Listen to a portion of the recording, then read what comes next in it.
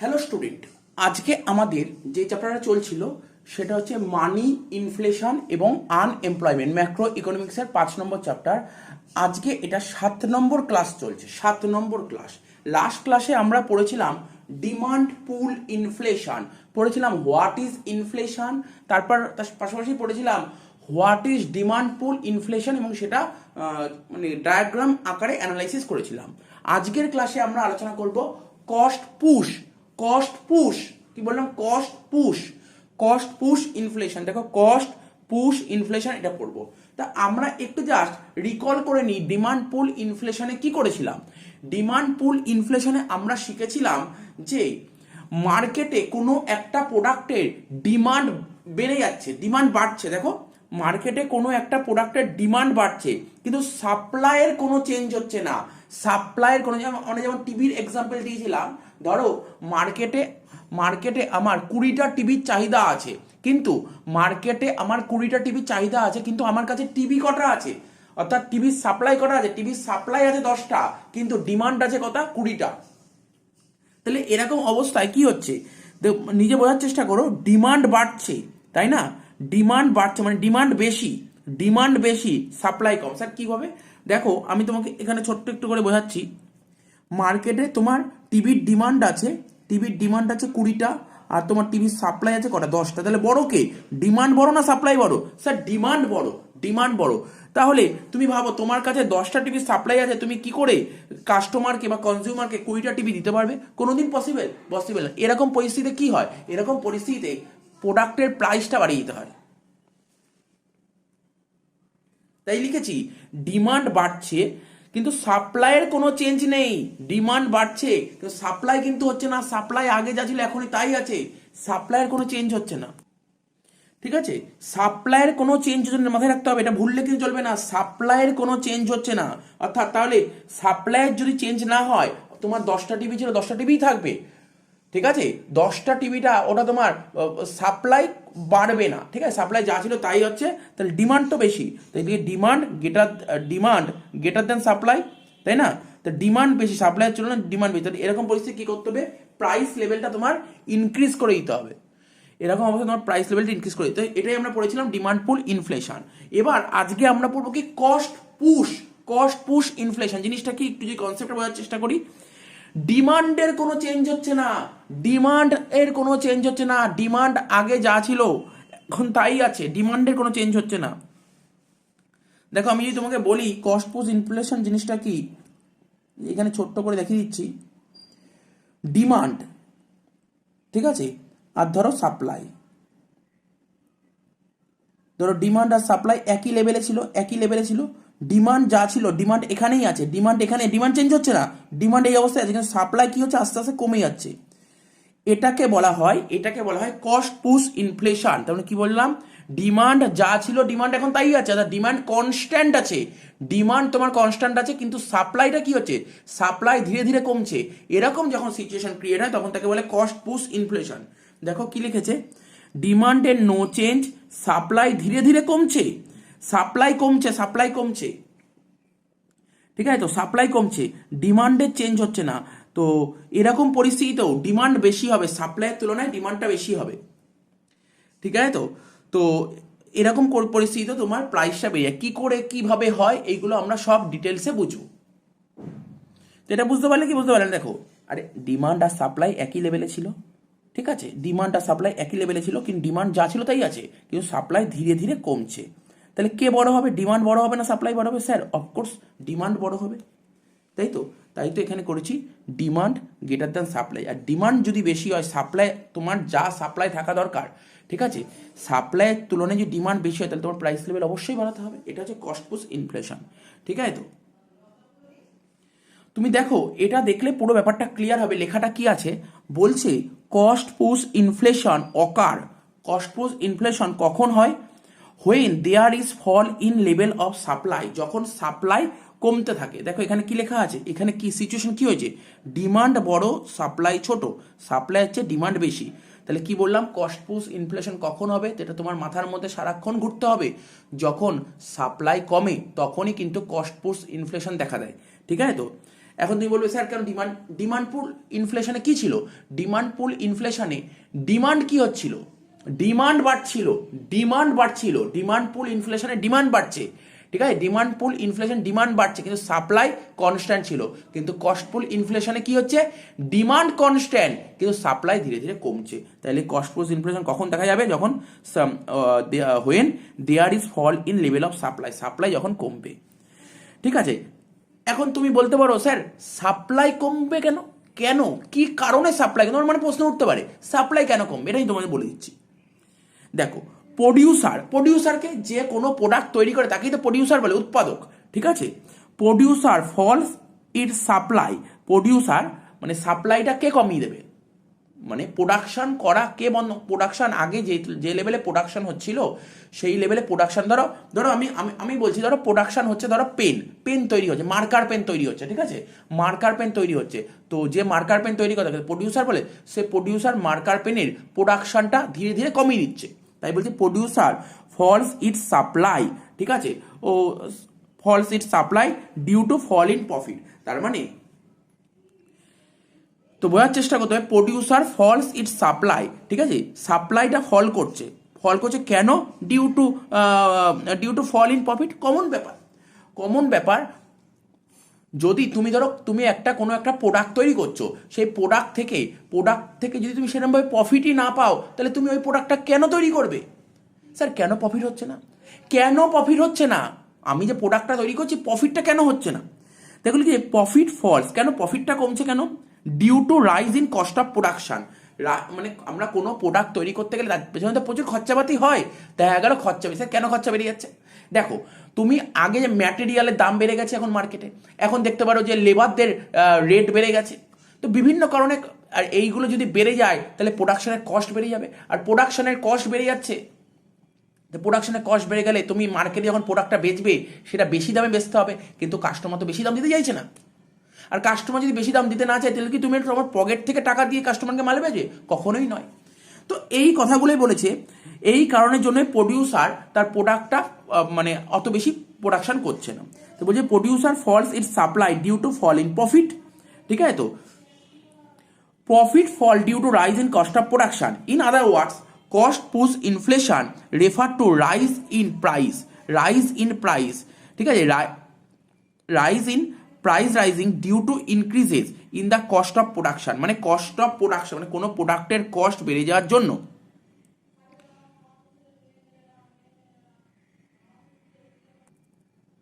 তাহলে জিনিসটা বোঝা গেল তো কস্ট পুশ ইনফ্লেশনটা কি? আবার পড়ে দিচ্ছি, কস্ট পুশ ইনফ্লেশন কখন কস্ট পুশ ইনফ্লেশন দেখা যাবে? যখন সাপ্লাই লেভেলটা কমে যাবে। আচ্ছা, কখন দেশে সাপ্লাই লেভেলটা কমে যায়? যখন সবাই প্রোডাকশন করা বন্ধ করে দেবে, ধীরে ধীরে প্রোডাকশন করা বন্ধ করে দেবে, তখনই মানে সবাই যারা প্রোডাকশন করে তাদের প্রোডাকশন করা বন্ধ করে, তাহলে তো দেশে সাপ্লাই লেভেল কমে যাবে, ঠিক আছে না? তা বলছে প্রডিউসার ফলস ইটস সাপ্লাই, প্রডিউসাররা সাপ্লাইটা কমিয়ে দেবে। কেন সাপ্লাই কমিয়ে দেবে? কেন ওরা সাপ্লাইটা কমিয়ে দেবে? দেখো, যদি প্রফিট না হয়, মানে যেরকম প্রফিট ওরা এক্সপেক্ট করছে সেই প্রফিটটা যদি না হয় তাহলে সে সাপ্লাই কমিয়ে দেবে। তারপর বলেছে প্রফিট ফলস, তা প্রফিটটা কেন কমছে? প্রফিটটা এই কারণের জন্য কমছে যে প্রোডাক্টটা তৈরি করতে যে খরচা লাগে, যেমন ধরো কাঁচামাল কিনতে খরচা লাগছে, লেবারের জন্য খরচা লাগছে, আরও হাবি জাবি আরও বিভিন্ন রকমের খরচা হয়। সেই খরচা ধীরে ধীরে বাড়তেই চলছে। তো যদি খরচা যদি ধীরে ধীরে বাড়তে চলে তাহলে প্রফিট কি হবে? প্রফিট কি বাড়বে? কারণ আমরা তো ইকোনমিক্সে আমরা আগে পড়েইছি, ঠিক আছে? কোনো প্রোডাক্টের কস্ট যত বাড়তে থাকবে, প্রফিট তত কমতে থাকবে। দেখো পরের পাতায় লিখেছি, আমি নোটটা দেখিয়ে দিচ্ছি। দেখো কি হচ্ছে, কোনো প্রোডাক্ট আমরা ইকোনমিক্সে পড়েছি, মাইক্রো ইকোনমিক্স পড়েছি, কোনো প্রোডাক্টের প্রোডাকশন কস্ট যত বাড়বে প্রফিট তত কমবে। কমন ব্যাপার, কস্টিংও পড়েছি আমরা। কোনো প্রোডাক্টের কস্ট যত বাড়বে, ঠিক আছে, তো প্রফিটটা তত কমবে। আর প্রফিট যদি কমে তাহলে প্রডিউসাররা ডিমোটিভেট হবে, ঠিক আছে? বলছে না আমি কি লাভ কি আমার তো প্রফিট তো কমে যাচ্ছে, আমি কি লাভ, দরকার নেই, বন্ধ করে দেবো, আমি কাজ করা বন্ধ করে দেবো। যখনই কাজ করা বন্ধ করে দেবে তাহলে সাপ্লাই কমে যাবে, আর সাপ্লাই যদি কমে যায় তখন কি হবে? সাপ্লাই যদি কমে তখন প্রাইস লেভেল বাড়বে। এটাই তো বলতে চাইছে।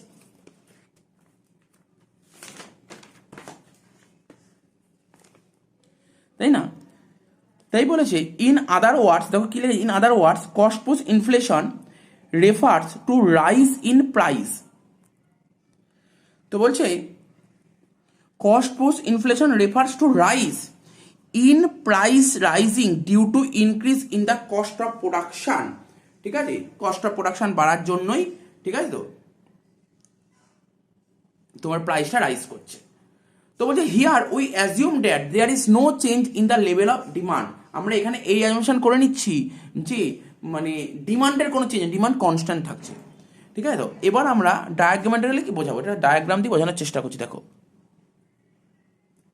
তো এটা তোমরা বুঝতেই পারছো, এটা হচ্ছে তোমার এক্স অ্যাক্সিস, মানে এটা হরাইজন্টাল, আর এটা হচ্ছে ভার্টিক্যাল অ্যাক্সিস। ঠিক আছে, Y axis, vertical axis. Vertical অ্যাক্সিসে আমরা প্রাইস শো করেছি, আর হরাইজন্টাল অ্যাক্সিসে আমরা কোয়ান্টিটি শো করেছি। তো এটা বুঝতে পারছো, এটা হচ্ছে তোমার একটা কি, এটা হচ্ছে একটা সাপ্লাই। ঠিক আছে, এটা কি এগ্রিগেট সাপ্লাই, আর এটা কি এগ্রিগেট ডিমান্ড। এগ্রিগেট সাপ্লাই আর এগ্রিগেট ডিমান্ড কাট করেছে কোথায়, এই পয়েন্ট। এই পয়েন্টটা হচ্ছে ই পয়েন্ট। ঠিক আছে, এই যে ই পয়েন্ট, এটাই হচ্ছে ইকুইলিব্রিয়াম পয়েন্ট। এই পয়েন্টে তোমার প্রাইস কত, এটা প্রাইস, আর সাপ্লাই কোনটা, এটা সাপ্লাই। বুঝতে পারছো তো?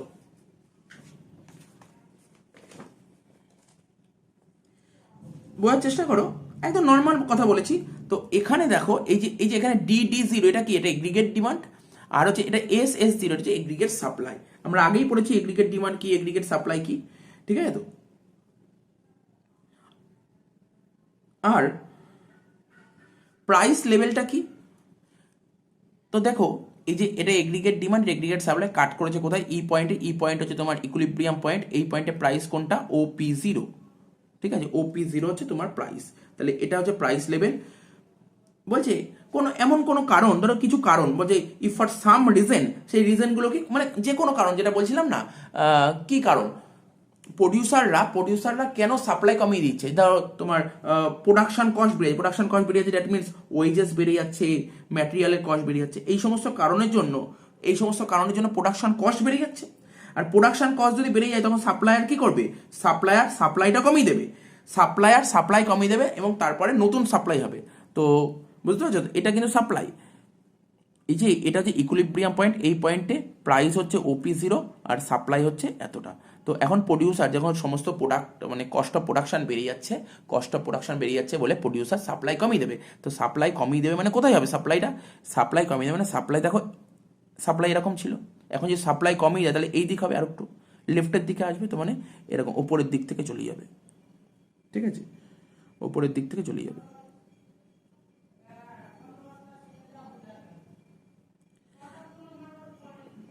ঠিক আছে, তাহলে এটা হবে S1। তো নতুন একটা সাপ্লাই কার্ভ হয়ে গেল। নতুন সাপ্লাই কার্ভ, এই দেখো এই ডিমান্ড DD0কে এই পয়েন্ট মানে E1 বিন্দুতে তোমার ইন্টারসেক্ট করেছে। অর্থাৎ এখন নিউ ইকুইলিব্রিয়াম পয়েন্ট হবে কোনটা, E1। এই E1 পয়েন্টে তোমার প্রাইস কত হবে, প্রাইস দেখো এখানে হবে OP1। আগে প্রাইস ছিল OP0, এখন প্রাইস হলো তোমার OP1। তো বুঝতে পারছো তো? এখন নতুন সাপ্লাই কত হয়েছে, S1। আর বলছে প্রাইস, নতুন প্রাইস লেভেল কত হলো, OP1। আগে প্রাইস লেভেল ছিল OP0, এখন প্রাইস লেভেল হলো OP1। ঠিক আছে, তো এখান থেকে আমরা পরিষ্কার বুঝতে পারছি যে তোমার প্রাইস কি হচ্ছে, যখন তোমার সাপ্লাইটা কমে যাচ্ছে, যখন সাপ্লাইটা ফল করছে, তখন প্রাইসটা কি হচ্ছে, বেড়ে যাচ্ছে। এখান থেকে এটাই বলা হয়েছে, তাই না?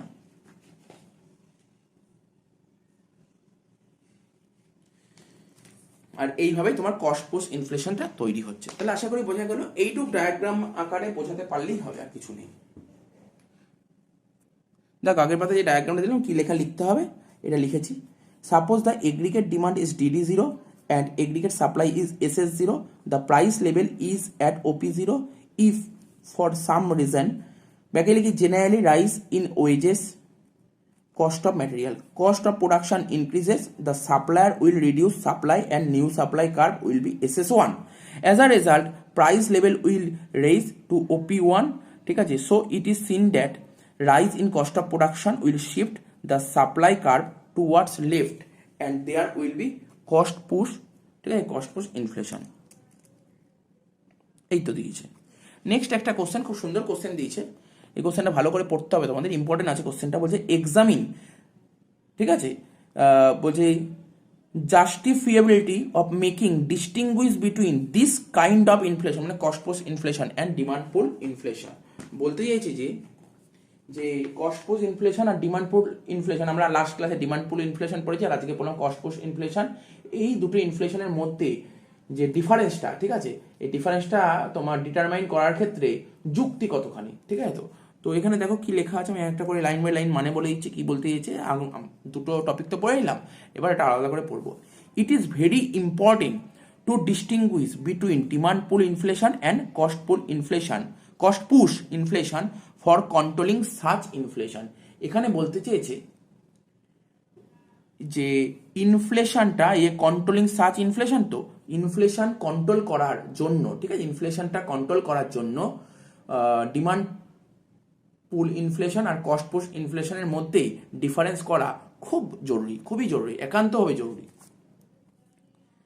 তারপর কি বলেছে, বলছে if inflation is due to increase in demand, ঠিক আছে, then the government can introduce various measure which will increases supply such as lowering interest rate, giving incentive for production, tax benefit, or the government may introduce rationing system on purchase of such goods.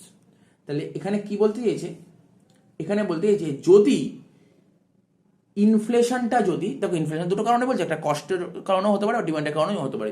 ইনফ্লেশনটা যদি demand বেড়ে যাওয়ার জন্য, ঠিক আছে, demand increase করার জন্য যদি হয়, তাহলে গভর্নমেন্ট কি করে, গভর্নমেন্ট কিন্তু তখন বিভিন্ন ব্যবস্থা নিতে পারে, ঠিক আছে, তখন গভর্নমেন্ট বিভিন্ন ব্যবস্থা নিয়ে সাপ্লাইটা বাড়াতে পারে, তখন গভর্নমেন্ট বিভিন্ন ব্যবস্থা নিয়ে সাপ্লাই বাড়াতে পারে। যেমন রেট অফ ইন্টারেস্ট কমিয়ে দেবে, তারপর হচ্ছে কি বললাম, লোয়ারিং ইন্টারেস্ট রেট, মানে ইন্টারেস্ট রেটটা কমিয়ে দেবে, তারপর giving incentive for production, tax benefit, ঠিক আছে, or the government may introduce rationing system or purchase of goods. তো এই জিনিসগুলো বলেছে।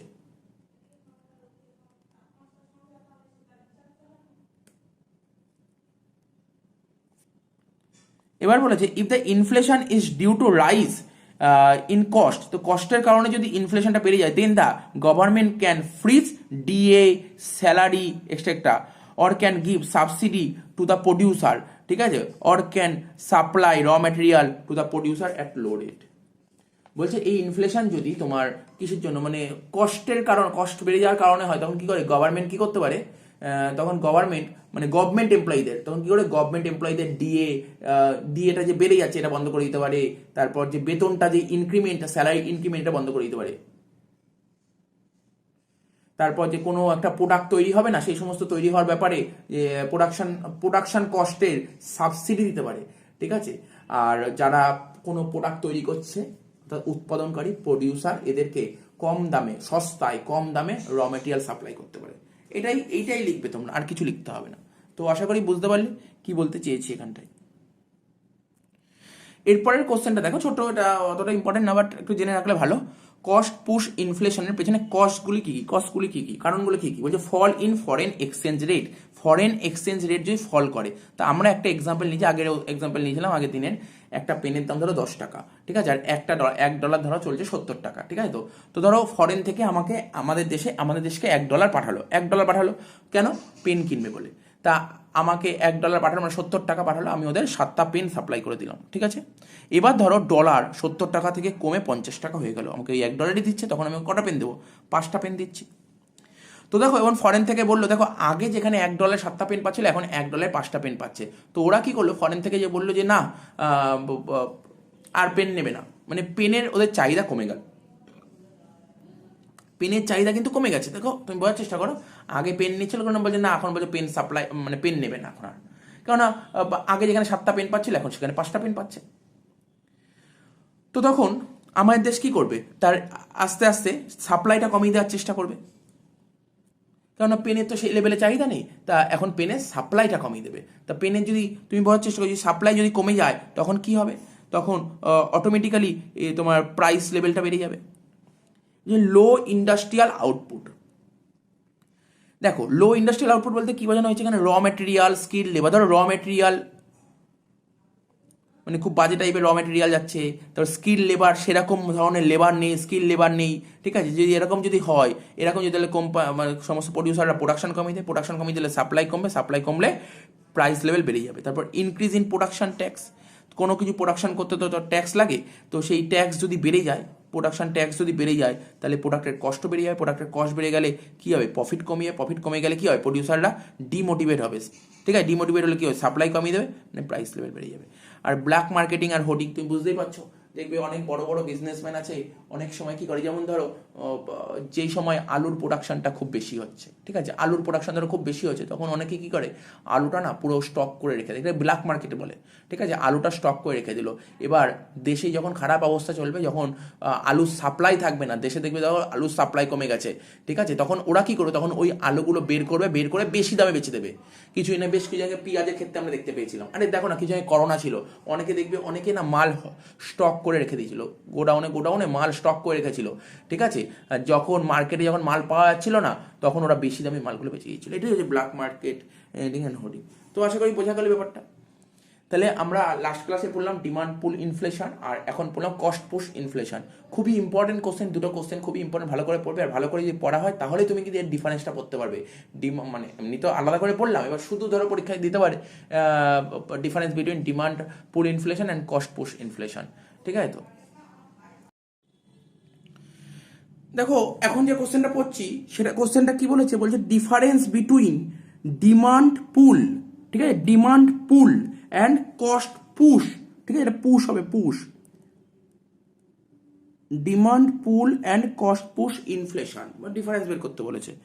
তো দেখো প্রথম ডিফারেন্স তো তোমরা ডেফিনেশন দেবে, তো আমি আগেই পড়িয়েছি, ডিমান্ড পুল ইনফ্লেশনের ডেফিনেশন পড়িয়েছি, আর কস্ট পুশ ইনফ্লেশনের ডেফিনেশন পড়িয়েছি, ওরা লিখে দেবে। সেকেন্ড পয়েন্ট তোমরা দেবে এমপ্লয়মেন্ট, বলছে ইট অলওয়েজ অকার। তো ডিমান্ড পুল ইনফ্লেশন কখন অকার হয়, যখন ফুল এমপ্লয়মেন্ট সিচুয়েশন ক্রিয়েট হয়, ফুল এমপ্লয়মেন্ট, ঠিক আছে, ফুল এমপ্লয়মেন্ট সিচুয়েশনে ডিমান্ড পুল ইনফ্লেশন ক্রিয়েট হয়। আর কস্ট পুশ ইনফ্লেশন কখন, ইট অলওয়েজ অকার, এটা সবসময় অকার হয় in less than full employment situation, less than full employment situation. তাহলে এটা কি বলবে, এটা ফুল এমপ্লয়মেন্ট সিচুয়েশন, আর এটা less than full employment situation. Origin, it arises due to emergence of excess demand, এটা কখন অ্যারাইজ হয়, due to emergence of excess demand. আর এটা কখন অ্যারাইজ হয়, due to rise in the cost, cost যখন বেড়ে যায় তখন এই ইনফ্লেশন অ্যারাইজ হয়। তারপর shift, here we observe rightward shift of the demand curve, demand pull ইনফ্লেশনে ডিমান্ড কার্ভ কোথায় শিফট হয়, রাইট ওয়ার্ড হয়, রাইট ওয়ার্ড। আর কস্ট পুশ ইনফ্লেশনে সাপ্লাই কার্ভ কোথায় শিফট হয়, লেফট ওয়ার্ড। এই টার্মগুলো মনে রাখতে হবে, এটা রাইট ওয়ার্ড, ডিমান্ড শিফট হবে রাইট ওয়ার্ডে, আর এখানে সাপ্লাই শিফট হবে লেফট ওয়ার্ডে। এটা তোমাদের বুঝতে খুব একটা অসুবিধা হবে না, কারণ যে ডিমান্ড পুল ইনফ্লেশন আর কস্ট পুল ইনফ্লেশন করে ফেলেছে, এটা তোমরা নিজেরাই ডিফারেন্সগুলো করতে পারবে। ইম্প্যাক্ট অন আউটপুট কি হবে, here total output remain constant. দেখো ডিমান্ড পুল ইনফ্লেশনে কি বলেছিলাম, সাপ্লাই কনস্ট্যান্ট থাকে, আর সাপ্লাই কনস্ট্যান্ট মানেই তো টোটাল আউটপুট কনস্ট্যান্ট। আর কস্ট পুশ ইনফ্লেশনে কি হয়, এখানে টোটাল আউটপুট মানে সাপ্লাই ফল মানেই তো টোটাল আউটপুট ফল। তো এখানে কটা পয়েন্ট বললাম, চারটে পয়েন্ট তোমরা ভালো করে নোট করে নাও, খুব সুন্দরভাবে এইগুলো লিখবে, ঠিক আছে। তো এখানে আর একটা বই আছে, এই বইয়ের তুমি ডিফারেন্সগুলোও করতে পারো, খুব ভালো আছে, ওখানে চারটে পয়েন্ট খুব ইজি শর্টে লেখা ছিল, এখানেও দেখতে পারো। কি বলছে, demand pull inflation, such inflation মানে demand pull inflation occur due to excess demand than normal demand at a given point of time. তাহলে কি বলেছে, ডিমান্ড পুল ইনফ্লেশন কখন তুমি দেখতে পারবে, কখন তুমি ডিমান্ড পুল ইনফ্লেশন দেখতে পারবে, বলছে ডিউ টু এক্সেস ডিমান্ড, বলছে এটা তখন দেখতে পারো due to excess demand than normal demand, normal ডিমান্ডের চেয়ে এক্সেস ডিমান্ড যদি বেশি হয়, ঠিক আছে, নর্মাল ডিমান্ডের চেয়ে, তাহলে বুঝতে পারলে তো, নর্মাল ডিমান্ডের চেয়ে যদি এক্সেস ডিমান্ডটা বেশি হয় তখনই এই ইনফ্লেশন দেখা যায়। Cost push inflation, such inflation happen due to increase in cost of production or due to decrease in supply, cost of production যদি ইনক্রিজ করে অথবা or due to decrease in supply, supply যদি কমে যায় অথবা cost যদি increase করে তখনই এই ইনফ্লেশন দেখা যাবে। সেকেন্ড পয়েন্ট কি বলছে, when a country reach its stage of full employment, ঠিক আছে, যখন একটা কান্ট্রি ফুল এমপ্লয়মেন্টে পৌঁছায়, ঠিক আছে, thereafter increase in expenditure for consumer goods invariably result in inflation. ঠিক আছে, যখন কোনো একটা কান্ট্রি ফুল এমপ্লয়মেন্টে পৌঁছায় তারপরেও যদি ভোগ্যপণ্যকে ইংরেজিতে কি বলা হয়, ভোগ্যপণ্য মানে হচ্ছে তোমার কনজিউমার গুডসের যদি ভ্যালু বেড়ে যায়, ঠিক আছে, তো মানে কোনো একটা কান্ট্রি ফুল এমপ্লয়মেন্টে পৌঁছানোর পরেও যদি খরচাটা বেড়ে যায়, এক্সপেন্সটা বেড়ে যায়, কিসের এক্সপেন্স বেড়ে যায়, ভোগ্যপণ্য মানে কনজিউমার গুডসের যদি এক্সপেন্স বেড়ে যায় তখনই কিন্তু তবে কিন্তু ইনফ্লেশন দেখা দেয়। ঠিক আছে, তো ইনফ্লেশন দেখা দেয় বলে দিয়েছি, because the economy has already reach the stage of full employment beyond such level the businessman can not increase the production to scope with increase in demand, so inflation occurs.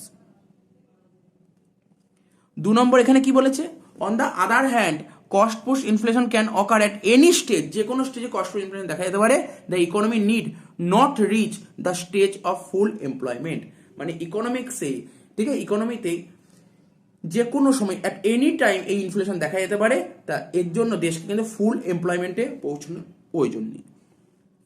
3 number, in earlier stages increase in demand can not cause inflation. ঠিক আছে, in earlier stage increase in demand can not cause inflation,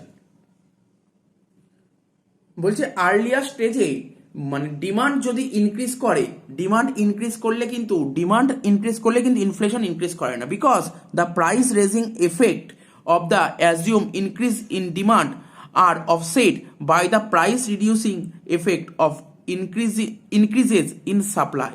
The net result is large output increasing effect and no price increasing effect.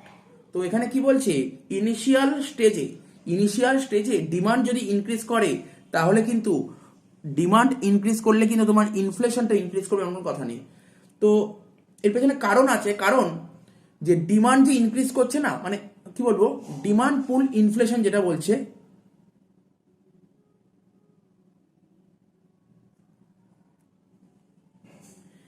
এখানে বলতে চেয়েছে যে increase in demand, ঠিক আছে, demand increase করার ফলে, এখানে এই লাইনটা মেন, আমি যেটা বলতে চাইছি, বলছে increase in demand are offset by the price reducing effect of increases in supply.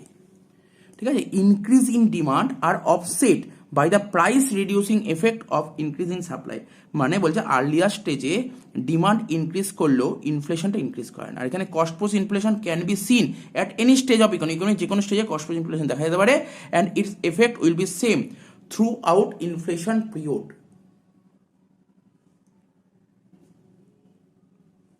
4 নম্বর কি বলেছে, sometime inflation May ochre even before the state of full employment. Such phenomenon is known as premature inflation. This is due to existence of different stages of demand pull inflation. বলছে কখনো কখনো এরকমও হতে পারে যে ইকোনমিতে যদি ফুল এমপ্লয়মেন্টে পৌঁছানোর আগেই, ফুল এমপ্লয়মেন্টে চলে আসার আগেই কিন্তু ইনফ্লেশন দেখা দেয়। তার কারণ ডিমান্ড পুল ইনফ্লেশনের বিভিন্ন স্টেজেস আছে। 4 নম্বর এখানে কি বলছে, কস্ট পুশে কি বলছে, there is no division of stages of cost push, মানে কস্ট পুশ ইনফ্লেশনের কিন্তু সেরকম কোনো স্টেজেস নেই, কোনো ডিভিশনই নেই। ঠিক আছে, তো its effects are same throughout the period of inflation. তাই মানে ইনফ্লেশনের সবসময় কিন্তু এর তীব্রতা, ঠিক আছে, তীব্রতা দেখা যেতে পারে। 5 নম্বর পয়েন্ট বলছে, the main reason of such inflation can be described as too much money chasing too few goods. তো এই ধরনের ইনফ্লেশনকে বলা যায় যে, কি বলা যায়, too much money chasing too few goods. ঠিক আছে, মানে অল্প কিছু দ্রব্য কেনার জন্য অনেক টাকা লাগছে, এটা বলতে পারো। আর cost push inflation, the main reason for cost push inflation is the bargaining power of trade union. এই ধরনের ইনফ্লেশনের মেন কারণ হচ্ছে যে ট্রেড ইউনিয়ন আছে না, ট্রেড ইউনিয়নের দর কষাকষির ক্ষমতা, ঠিক আছে? তো তার বলে the trade union raise wages through collective bargaining and by showing fear of strike. এটুকু লিখলেই হবে।